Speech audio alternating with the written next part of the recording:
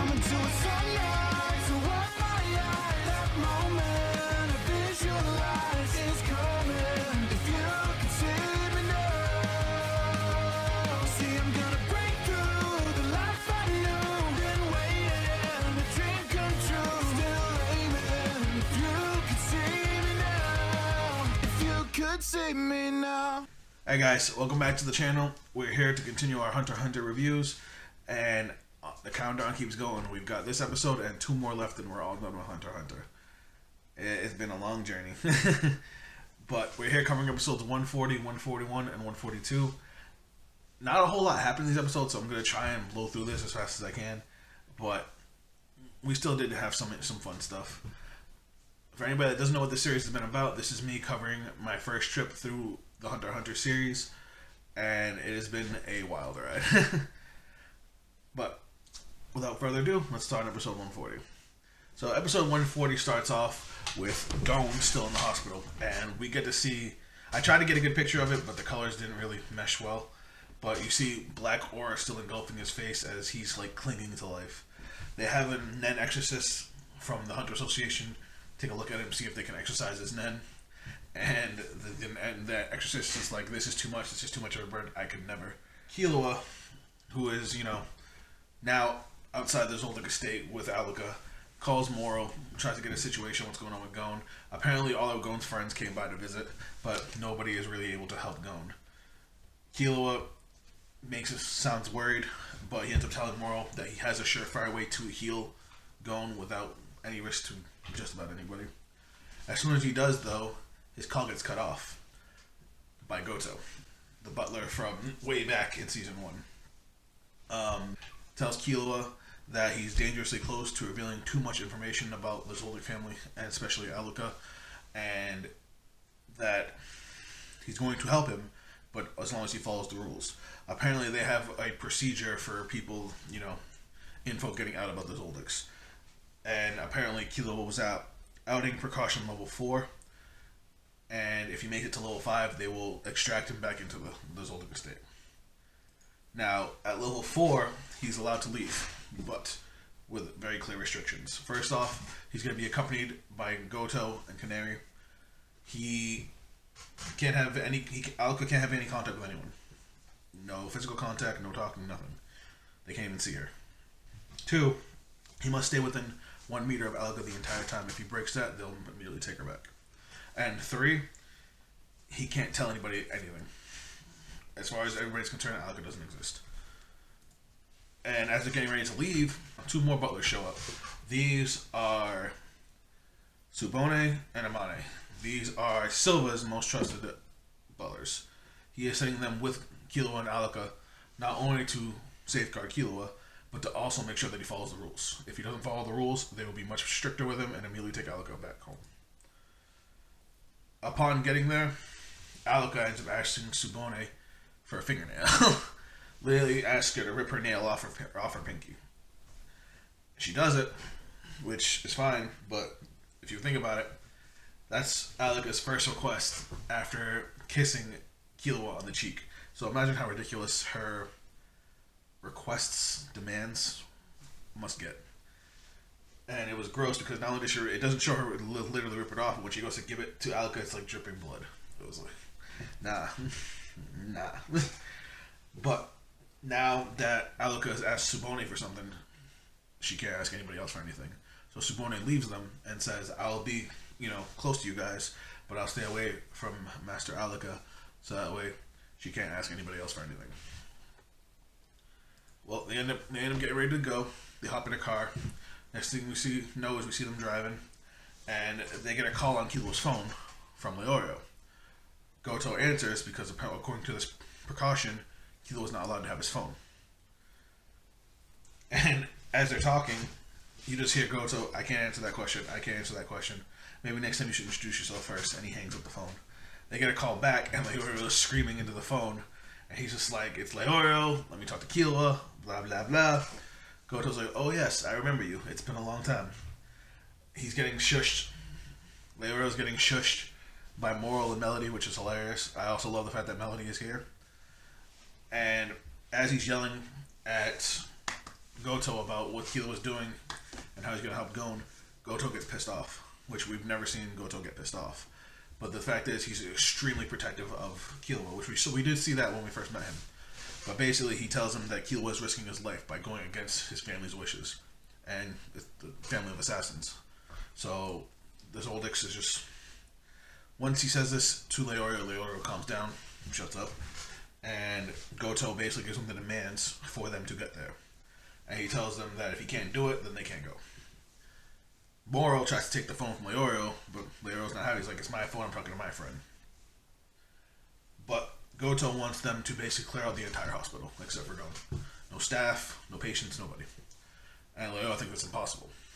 Well, before he had mentioned this before Goto had mentioned this to Leorio, Moro had said, if you can't do what they need you to do, give it to me, because I'll get it done.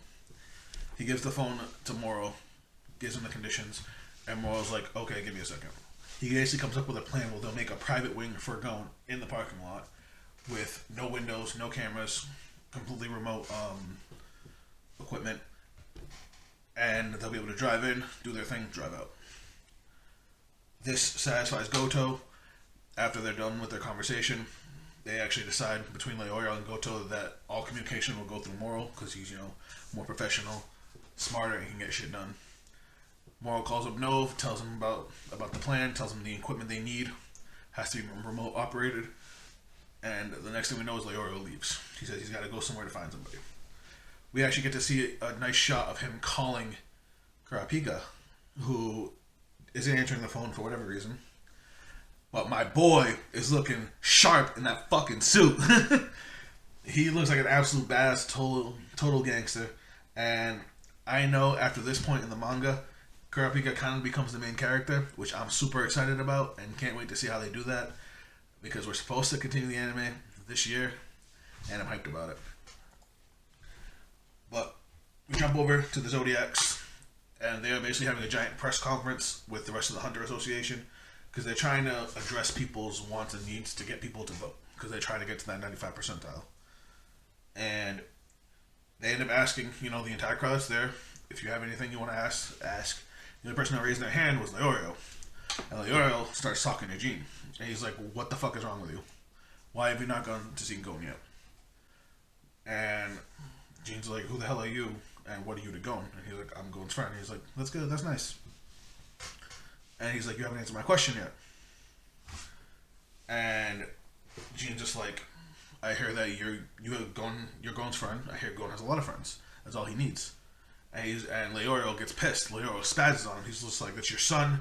Maybe if you went and saw him, maybe he would be able to start recovering. And he just asks, did Gon say he wants to see me? And this pushes Leorio over the edge because Gon can't physically talk. And we actually get to see Leorio's Nen ability as he punches at the ground with punches through a podium straight to the ground, fistful of Nen, and we see a track of Nen come up to where Jean is, and almost like a black hole, and out of it comes Leorio's entire arm and sends Jean flying. Apparently Leorio's an emitter, but when this happens, the entire crowd goes nuts. They're all gassed about it. They all love Leorio for what he did, and that's where the episode ends. Episode 141 starts off with us seeing the results of the current poll. Not only did they manage to get to a 97 percentile, I think they only were missing 19 hunters out of the entire association. Our boy Leorio came in third after his display, which is actually hilarious. We jump over to Killua. Killua's, in the car getting a call about this. And as they're sitting there, Goto gets a call from Illumi. Now when Illumi calls Goto, Goto makes a point to say his name. He's like, Master Illumi. And Amane, who's sitting next to them, kind of has a reaction. And because of this, Killua was able to piece together the family's kind of agendas, I guess you could say. So he says his dad trusts him, but wants to control Alika. That's why he sends Ubane and Amane. Goto and Canary are primarily on Killua's side. He knows this. But Illumi wants to kill Alika. Now, Killua ends up talking to Illumi, and Illumi asks him if he took the needle out. And he's like, yeah, I did. So he's like, I don't have to hold back against you when I go to kill you. And, Killua's like, whatever. But Illumi laughs it off. He's like, I wouldn't kill a family member, during an intermission. And this sets Killua off because he got exactly what it meant. Because he heard the same thing come from his dad. They don't see Aluka as part of the family. And Killua just goes straight full on assassin face, just pure rage, cracks the phone in his hand, and just like, bring it on. I'll beat you at your own game. And then as soon as he hangs up the phone, this happens. Trucks and stuff start flying at their limo. And we see a shot of the driver who's got needles in his head. And then our girl Canary shows off her driving skills as she drives up the side of the mountain with cars chasing after her. I guess Illumi's been using his needles to control all these people. But as they get over the cliff, a giant truck comes full of metal beams, and the metal beams skewer the limo. And they tumble over the cliff. And Goto just tells Killua, grab onto to Master Aluka, because if they could go apart from that 1 meter, Amane and Tsubone are gonna take her. So he's holding on to Aluka for dear life and trying to keep himself balanced. We see up on a mountainside, we see Hisoka and Illumi. And while they're over there, Illumi's telling Hisoka, I need you to take care of the butlers, give me an opening, and I'll get to Killua and Aluka. All's good. But then Hisoka asks Illumi, and this is the part where the dub actually kind of upset me, because I have seen this scene in the sub, and Hisoka asks Illumi if he can kill Killua. In the dub, he actually cuts himself off, but it's kind of implied. And Illumi sets off. We have never seen Illumi get emotional ever. He is always the stone cold ice face. But at the idea of somebody threatening his brother, he's just like, I will kill you right the fuck now. As twisted as he is, Illumi loves Killua. I even mentioned this, if you go back to the episode where he took the needle out, the needle was put in his head to protect him. It was meant to force him from doing something stupid. So that way, when someone's not there to protect him or guide him in the right direction, these implanted instincts will protect him. They invoked a fear response. But Hisoka's like, it was just a joke. And Illumi calms down and just realizes what had actually happened. Hisoka did this as kind of a warning to Killua. Killua felt Illumi's bloodlust, and him and the butlers took off in the opposite direction. And Illumi just looks at Hisoka and is like, you did that on purpose, didn't you? And he gives him a really, really funny face. As they're running off, the brothers are talking to Killua, mostly Amane, and she basically says, their job is to keep Killua safe, and that if worst comes to worst, they'll take Killua back home, and Killua will be okay. And she made a point to say, we're not your enemies. But then Killua stops, and he's just like, if your plan doesn't include protecting Aluka, then you are all my enemies. And he activates Godspeed. He activates Godspeed and just takes off. Now, as he's taking off, Tsubone's in pursuit. I guess she's the only one that can keep up with him, because she's actually doing a pretty good job.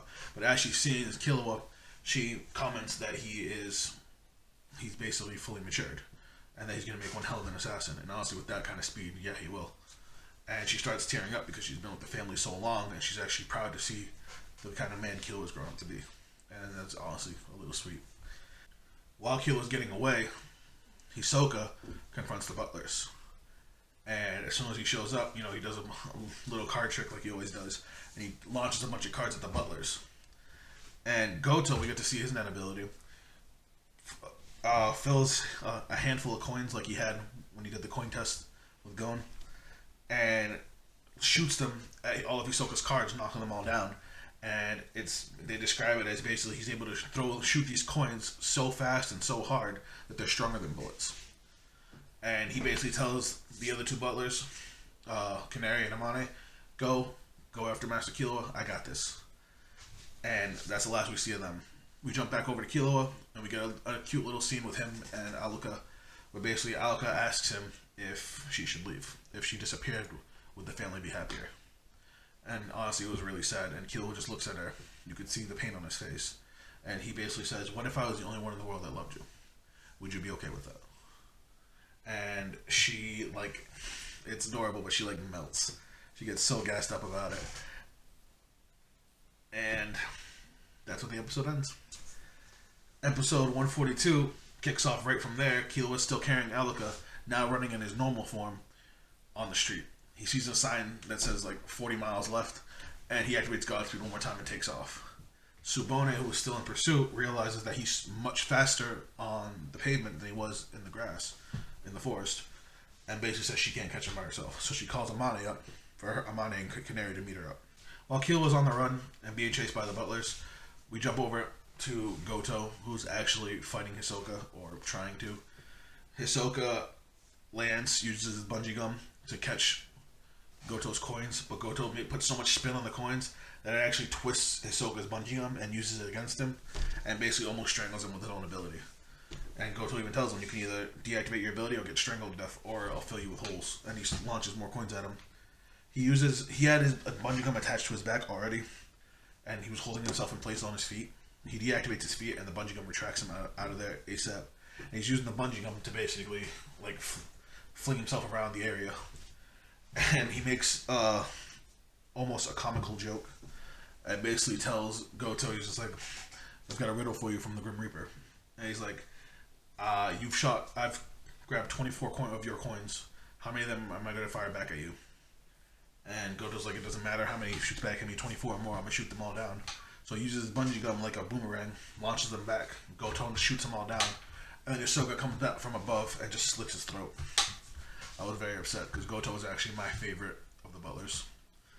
And Hisoka basically says the number was enough to kill you. A riddle from the Grim Reaper doesn't need an answer. So it was kind of badass, but they still killed off a character I like. Get to see Subone's Nen ability, where she turns into a whole fucking motorcycle that can be powered by Nen to go faster. They manage to catch up to Killua, and upon seeing this, Killua takes off into the woods. And because he's faster in the woods than the bike would be, they have to figure out where he's going ahead of time to try and cut him off. They realize that he's going to go to an airship field to take a blimp to the Hunter Association, and they manage to make it there before him. They start making arrangements for multiple blimps, and upon doing that, thanks to a little assist from Canary, Killua was able to get away super fast, and he takes the first blimp out. They arrange 7 more. Upon realizing that all 8 blimps are gone, Illumi shows up and realizes that he doesn't know where they're going, but he has to catch all of them. So we get a little explanation about Illumi's actual Nen ability. So Illumi's a manipulator. He uses the needles, fills them up with his Nen. He can stick somebody in the head and he gains control of them until their body literally just dies from overwork. It's fucking brutal. From the blimp, Killua calls Moro, fills him on the situation, tells him about Illumi and the needles, tells him about the wish, and he gets these guys involved. So these 3 were in the anti-Netero faction because they think some of the Hunter rules need to be revised. And one of the Hunter rules basically said that no Hunter will ever hunt another Hunter unless that Hunter does something heinous. Well, Illumi taking control of a bunch of innocent civilians and then killing them would be pretty heinous. So they gather a bunch of Hunters and they basically decide to go after Illumi. And apparently they want to bring back something called the Pure Paladin Squad, which was basically kind of like a Hunter police force policing other Hunters. Which doesn't sound terrible on paper. But we get to see this cool scene where Illumi's zombies are running in and the Hunters are running out as they're getting ready to clash.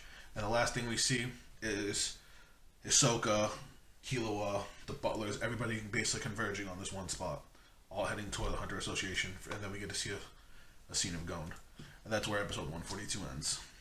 Like I said, I kind of was able to blow through this because not a whole lot happened, but we got some cool fight scenes. But that's it for me, guys. I hope you enjoyed this review and breakdown. If you did, please drop a like. Subscribe if you're new. I do at least one of these a week, and we're almost done. And if you guys want to watch these live with me and see my live reactions, you can check me out on Twitch. Link will be in the description. I stream 3 episodes on Saturday night at 9 p.m. Eastern Standard Time. And then I make these videos for anybody that doesn't catch the stream. You can also follow me on Twitch. The link to that will be down below. But that's it for me, guys, and I'll catch you on the next video. Later. I have a dream, that's all I need.